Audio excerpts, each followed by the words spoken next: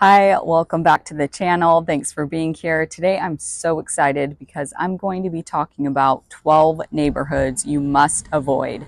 Let's go ahead and get started.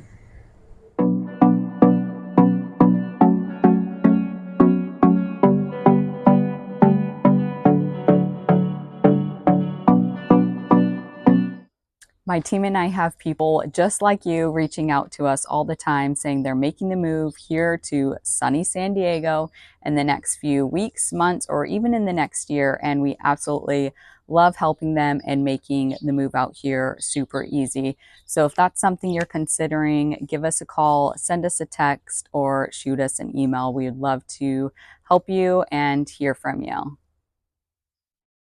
Okay, the first neighborhood that we're going to be talking about that you need to avoid is Vista.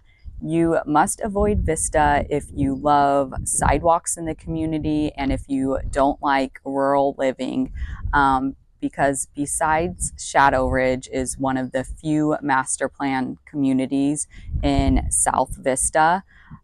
That neighborhood has sidewalks, but most other neighborhoods in Vista do not have sidewalks or areas to walk the neighborhood. It's a lot more rural living. So avoid this neighborhood if you enjoy sidewalks and have young kids getting out to ride bikes or rollerblades. And also, Vista doesn't have the strongest schools in the area. So that's another reason why you should avoid it if you have school-aged kids. But if you love rural living and want a garden and more land or things like that, Vista could be a great spot for you. If affordability is something that's important to you, then you should probably avoid Encinitas. It's a great coastal city in North County, San Diego. However, it's gotten really expensive over the last few years. The median price of a single detached home is right around $2.6 million, and the average price for a detached home is right around $1.27 million in Encinitas right now. So although I love the downtown area and the laid back vibes that Encinitas has and the great school districts, but if affordability is important to you, then I would be avoiding Encinitas. If you're younger than 55 years old, then I may be avoiding Rancho Bernardo. It's a great community just a few miles inland from San Diego's coast. But most of the developments out there are for people that are 55 years and older. So even if you wanted to, you may not be able to buy a home in a certain neighborhood because of the 55 plus community requirements. It does, however, have great master plan communities that border right next to Rancho Bernardo, such as Del Sur and Forest Ranch, and these also have great school districts. But anyways, if you're younger than 55 years old, then I would be avoiding Rancho Bernardo neighborhood. If you want a quiet environment and that's something you really value, then I would be avoiding Pacific Beach. Pacific Beach, it's a great beach town. I love that it has a boardwalk and that it even connects to the bay. It's a great path for walks, rollerblading, or riding bikes. However, this attracts a lot of tourists, college-age kids, has a lot of bars, so it can get quite loud down there, even late at night from people being out partying, enjoying the nightlife there. So if you love a quiet environment, then I would be taking Pacific Beach off of my neighborhood list. If you don't like paying an HOA and master plan communities, then I would avoid Carlsbad.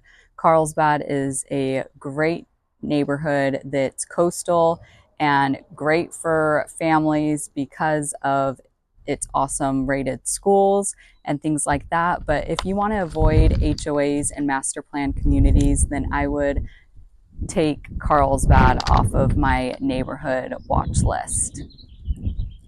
If you don't like growth and change and always construction going on, then I would be avoiding Oceanside. It has tons of growth up there. They're doing a lot up there. Um, I mean, walk in the downtown and you'll definitely see construction. They're renovating buildings, tearing them down and starting completely over. It has a lot of new restaurants that have just come to the area. And yeah, so there's a lot happening up in Oceanside, a lot of growth, a lot of changes. So if you don't like the loud noise that construction brings, I would avoid Oceanside. Okay, if you don't like crowds and terrible parking and traffic, then I would avoid La Jolla. La Jolla, it's one of our most beautiful cities in San Diego. However, there's only one way in to La Jolla and one way out. So this comes with a lot of traffic, especially in the summer months when we have even more tourists on the street and taking up parking spaces and things like that. La Jolla can bring a lot of crowds and traffic, especially just the tourists love seeing La Jolla Shores, which is so beautiful, and all the sills down there. It brings a lot of congestion. So if that's not for you, then I would avoid La Jolla. If you like cooler temperatures and ocean breezes, then I would avoid Poway. Poway is a great neighborhood in San Diego, just off of the I-15, a little inland. So because of this, it can be quite warm. On the regular in the summer, it can be 85 degrees or warmer. So if you like cooler temperatures, I would be avoiding Poway. Poway does offer phenomenal schools and great properties with some land. So people that love being outdoors and things like that love it. But if you don't want to have your air conditioning on most of the summer and be in 85 degrees or warmer, then I would avoid Poway. Okay, you should avoid Carmel Valley if you don't have school-age kids. Carmel Valley is just north of the 56 freeway, inland from Del Mar. They have phenomenal school districts, and because of that, parents are willing to pay top dollar for properties to ensure that their kids go to some of the best schools in San Diego.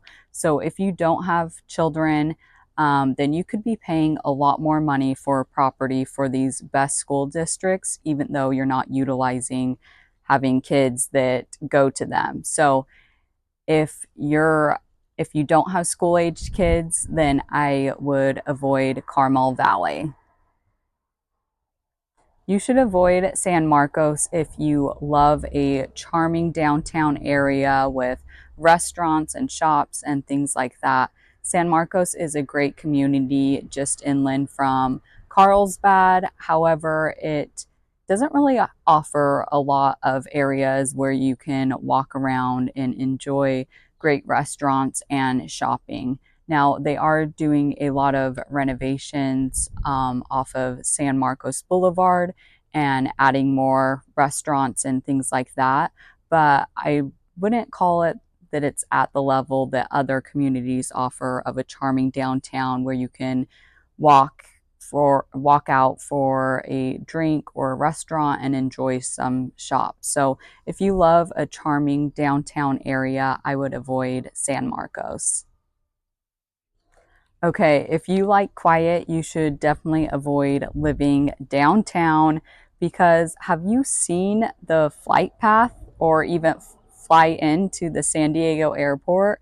Those airplanes go right over the skyscrapers, just barely though. I mean, it's a sight to be seen if you have never flown into San Diego or have seen the airplanes land in San Diego because it is right close to our downtown. So because of that, you get a lot of aviation noise and things like that. You should also avoid downtown if the homelessness bothers you, as that's become more and more an issue of homeless people having camps right in our downtown area by Petco Park and the skyscrapers and things like that. So definitely avoid downtown if you don't want to see the homelessness and if the loud aviation would bother you. Okay, there you have it. 12 neighborhoods that you should avoid in San Diego. Let me know what you think in the comments below. And as always, if you are thinking of making the move out here to San Diego, my team and I would love to hear from you. We have people just like you reaching out all the time saying that they're making the move out here in the next few weeks, months, or even in the next year. And we absolutely love educating them and making this move out here as easy as possible for them. Thanks so much.